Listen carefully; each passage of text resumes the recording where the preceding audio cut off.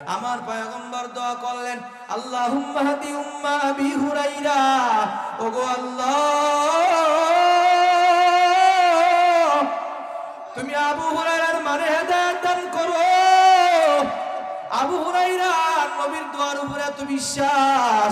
দোয়াকারী কে? জোরে চিল্লায়া বলেন কে? দোয়াকারী হচ্ছেন মুহাম্মদুর রাসূলুল্লাহ। মুহাম্মদুর রাসূলুল্লাহ দোয়াকারী। দোয়াটা করেছেন কার কাছে? আল্লাহর কাছে দোয়া করেছেন। আবু হুরায়রার বিশ্বাস হয়ে গেছে। আবু হুরায়রা একটা দৌড় মারছে, আমি আগে আমার বাসায় যাই নাকি নবীর দোয়াটা আগে যায়? আল্লাহু আকবার বলেন না, একটু জোরে জোরে বলেন না আল্লাহু আকবার।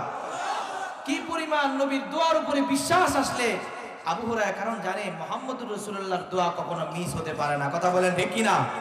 এজন্য আবু হুরায়রার বিশ্বাস চলে আসছে, দৌড় দিছে একটা, যে আমি আগে যাই নাকি আমার নবীর দোয়াটা আগে যায়। আবু হুরায়রা মায়ের দরজায় গিয়া হাজির। আম্মা জানকে ডাকছে, ও আম্মা জান। যেদিন আম্মা জানকে অন্য অন্য সময় ডাকে, মার মুখ থেকে কর্কশ ভাষা পায়, কর্কশ ভাষা পায়। ওই সন্তান মুহাম্মদের দরবার থেকে আসছো, ঘরের ভিতরে কোনো জায়গা নাই, বের হয়ে যাও। আজ যখন নবী দোয়া করেছে, নবীর দোয়ার পরে যখন আবু হুরায়রা দরজার কিনারায় যখন বলল মা মা মা, তার মা নিচু স্বরে বলল, ও বাবা আবু হুরায়রা, তুমি আসছো, আয় বাবা আয়।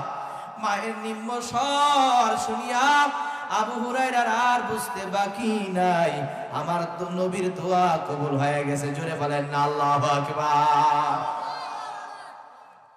সন্তানকে মা ডেকে বলেন, বাবা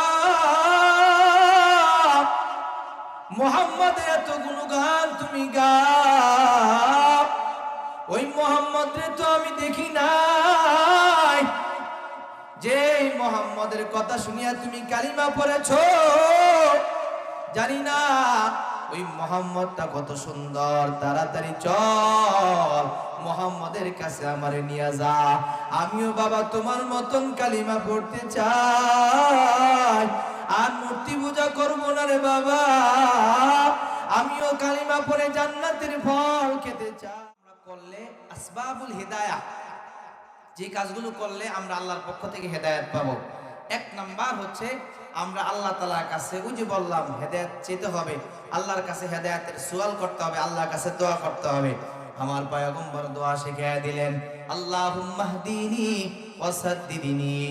ও উম্মতের দল দোয়া করো, আল্লাহর দরবারে দোয়া করে যাও। আমি নবী হিদায়াতের উপরে আছি, তারপরও আমি আল্লাহর দরবারে দোয়া করি, আল্লাহুম্মা হদিনি, ও আল্লাহ আমারে হেদায়েত দাও, ও আল্লাহ আমারে হেদায়েত দাও। নবীর গুনাহ নাই, তারপরও 70 বার উপরে আল্লাহর পয়গম্বর ইস্তেগফার করেন। এগুলো হলো তালিমিন নাস, মানুষদেরকে তালিম দেওয়ার জন্য, হেদায়েতের জন্য দোয়া করতে হবে, শিক্ষা দেওয়ার জন্য। এমন একটা হিদায়াত, এই হেদায়াত যদি বান্দা না চায়, আল্লাহ তাআলা হেদায়াত দিবে না। এই জন্য পয়গম্বর দোয়া শিখিয়ে দিলেন, আল্লাহুম্মা হদিনি, ও আল্লাহ আমার হেদায়াত দেন, ওয়া সাদ্দিদিনি, ও আল্লাহ আপনি আমাকে এমন কাজগুলো করান, যে কাজগুলো সঠিক হবে, সঠিক হবে, সঠিক কাজ করার। আপনি, আমি জানি না কোনটা আমার জন্য সঠিক, কোনটা আমার জন্য বেঠিক। আর যদি আমি আল্লাহর কাছে বলি ওয়াসাদ্দিদিনি ওয়াসাদ্দিদিনি, ও আল্লাহ আপনি আমাকে সঠিক কাজটা করান। আল্লাহর পয়গম্বর বলেন, যেই বান্দা এই দোয়াগুলো করবে, আমার আল্লাহ বান্দাকে দিয়া যে কাজটা উপযোগী সেটাই বান্দাকে দিয়ে করাবেন, যেটা জান্নাতে যাওয়ার কাজ সেটাই করাবেন, যেটা কল্যাণে যাওয়ার কাজ কল্যাণের কাজটাই করাবেন। জোরে বলেন না আল্লাহু আকবার।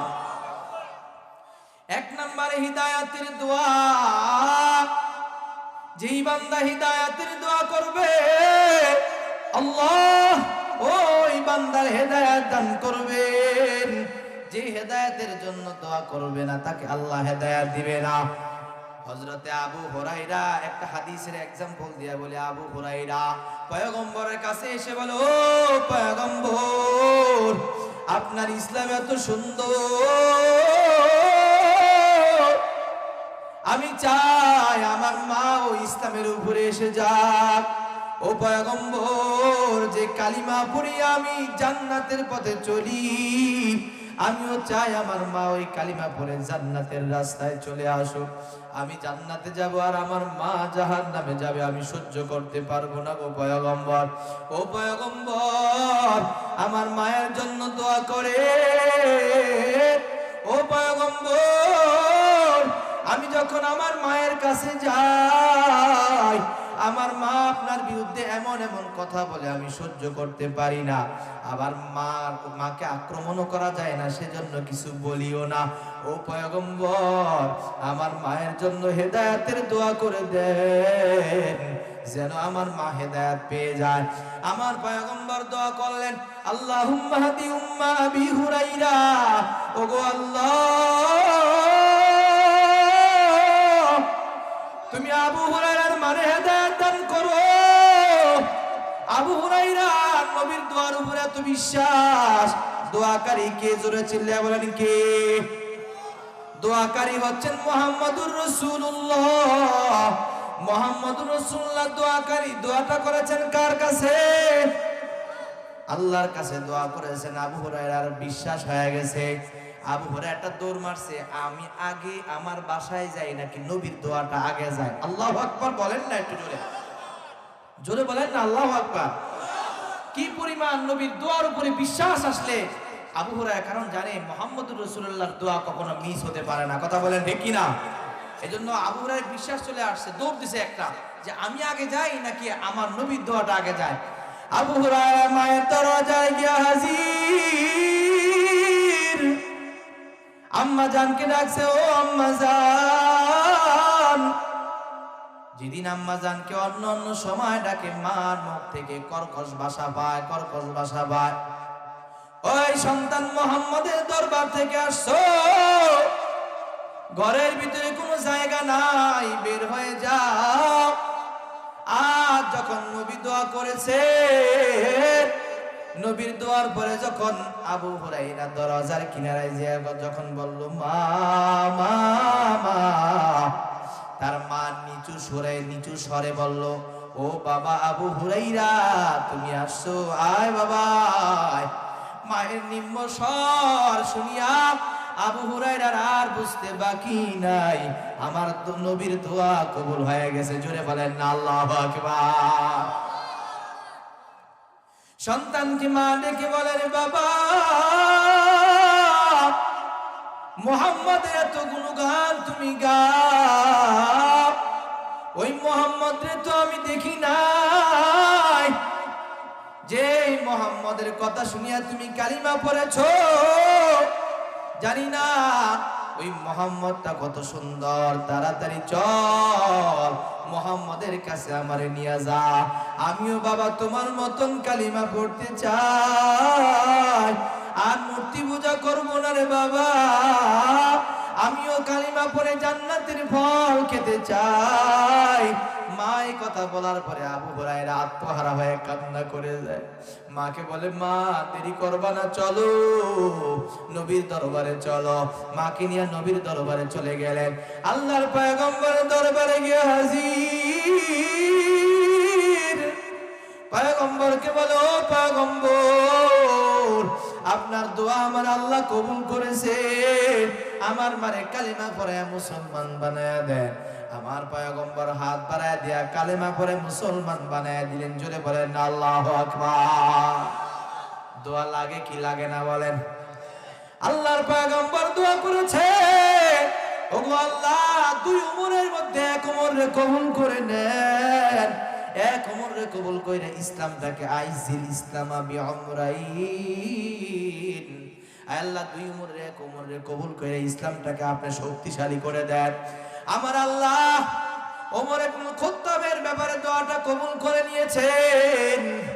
আল্লাহর পয়গম্বরের দোয়ার উসিলায় হযরত ওমর হেদায়েত পায়। জোরে বলেন আল্লাহু আকবার।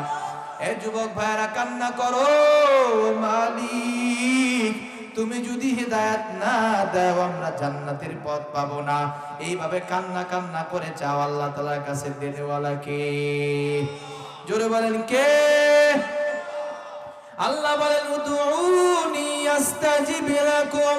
ও বান্দা আমাকে ডাকো, আমাকে যদি ডাকার মতো ডাকতে পারো আমি আল্লাহ তোমার ডাকে সাড়া দিব, তোমার ডাকে সাড়া দিব। উদউনি আস্তাজিব লাকুম, আস্তাজিব লাকুম। ও বান্দা আমারে ডাকো, আমি আল্লাহ তোমাদের ডাকে সাড়া দিব। জোরে বলেন না আল্লাহু আকবার। রব কি পরিমাণ ভালোবাসে জানো? দুনিয়ার মানুষের কাছে বেশি কিছু চাইলে নারাজ হয়ে যায়, আর আমার আল্লাহর কাছে না চাইলে আমার আল্লাহ নারাজ হয়ে যায়। হর গরিদে দেখো তু তৈয়ার হয়, जो न मांगे उससे तू बेजार है, हर तरफ से होके हम करो तबा आपरे अब तेरे दर पर या इला। আল্লাহর কাছে চাও আল্লাহ দিয়া দিবে, আল্লাহর কাছে চান আর বলেন আল্লাহ দোয়া খাস্তাম বদর গাহে ইলাহি হায়াতে দৌলতে ইলমে দারাজি गुनाहों की कश्ती डुबा दे खुदाया तो दरियाए रहमत बहा दे खुदाया गरचे मैं बदकार नालायक हो ऐशा है जहां पर तेरे दर को बता अब छोड़ कर जाऊं कहां। ओ मालिक সব মানুষের দরওয়াজা সারিয়া তোমার দরওয়াজায় রইলাম পড়িয়া, তুমি কবুল করে নাও। এইভাবে যদি আল্লাহর কাছে বলতে পারেন কুল্লি মিস হবে, দোয়া মিস হবে না। কথা বলেন ঠিক কি না? কান্না করতে পারবেন ইনশাআল্লাহ। 2 নাম্বার, যদি আমরা হেদায়েত পেতে চাই কোরআন মনোযোগ সহকারে পড়তে হবে। কোরআন পড়লে আল্লাহ তাআলা হেদায়েত দান করবেন।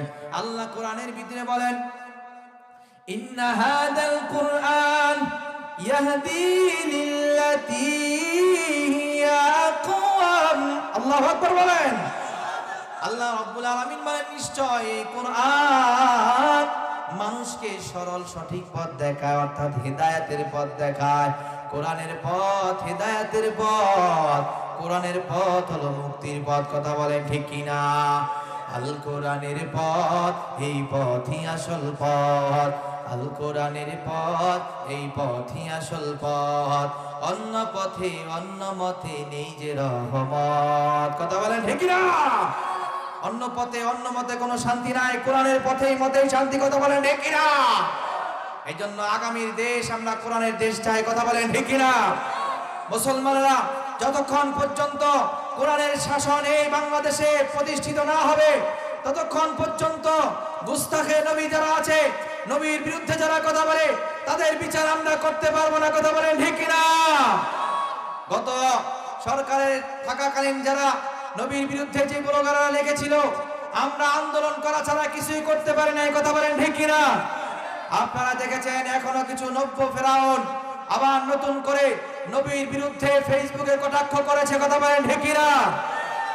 আমরা এখনো স্লোগান করতে হয়, তাদেরকে পুলিশ গ্রেফতার করে না, তাদেরকে প্রকাশ্য ফাঁসি দেওয়া হয় না। কথা বলেন ঠিক না? আমি বর্তমান সরকারকে বলে দিতে চাই, গত সরকার যারা ছিল নাস্তিক মুরতাদদেরকে তারা আশ্রয় দেওয়ার কারণে এই দেশ থেকে পালাবার রাস্তাটুকু পর্যন্ত পায় না। কথা বলেন ঠিক না? ইউনূস সরকারকে বলে দিতে চাই, আপনিও যদি নবীর বিরুদ্ধে যারা কথা বলে বিচার যদি করতে না পারেন তাহলে আপনিও টিকে থাকতে পারবেন না। কথা বলেন ঠিক না? আপনারা দেখেছেন এক কুলাঙ্গার নবীর বিরুদ্ধে লিখেছে, আজে বাজে কথা লিখেছে, ওলামায়ে কেরাম আন্দোলন করতেছেন। আমরা আন্দোলন দেখতে চাই না। তারা বলতেছে যে কথা বলা এটা তাদের বাক স্বাধীনতা। আমরা বলি নবীর বিরুদ্ধে কথা বলবা, তোমাদের গর্দান ফেলে দেওয়া এটাও আমাদের স্বাধীনতা। কথা বলেন ঠিক কি না? যারা নবীর বিরুদ্ধে কথা বলে গর্দান উড়িয়ে দিতে হবে। রাজি আছেন ইনশাআল্লাহ? প্রিয় ভাইরা আমার,